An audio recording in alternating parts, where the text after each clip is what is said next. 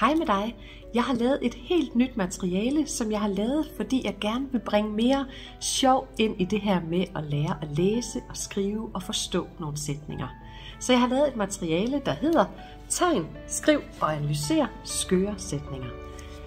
Nu vil jeg gerne lige vise dig lidt om, hvad man skal i det her materiale. Barnet får et hæfte, der er fyldt med skøre sætninger. Det kan være en sætning som den her, hvor der står: en banan på et hus ser et surt bær. Det allerførste, vi skal have gjort, det er, at man skal skrive sætningen. I det her eksempel, der er det allerede skrevet. Det er det altså ikke på de sider, dit barn får. Du skal altså have skrevet sætningen: en banan på et hus ser et surt bær. Når det er gjort, så skal der sættes prikker her i din sætning. Der skal røde prikker under navneordene, der skal blå prikker under tillægsordene, og så skal der en grøn prik under udsangsordene.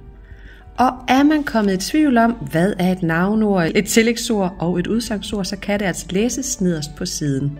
Og det vil gøre det lidt nemmere at finde de rigtige.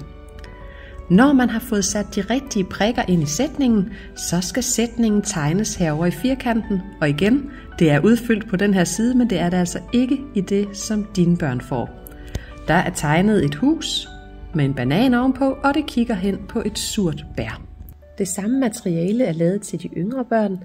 Her skal de arbejde med de samme sætninger, men de skal ikke analysere dem og finde navneord, udsangsord og tillægsord. Sætningerne skal her kun tegnes og skrives. Hvad er det, du er ved at tegne?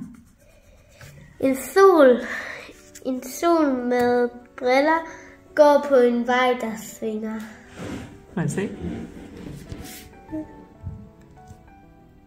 Ej, det er en flot sol.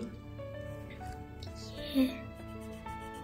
Hvis du sidder og tænker, at det lige kunne være noget for dit barn derhjemme, eller for elever i din klasse eller børnehave, så kan du altså få fat i det her hæfte, hvor der er massevis af sjove sætninger til dine børn.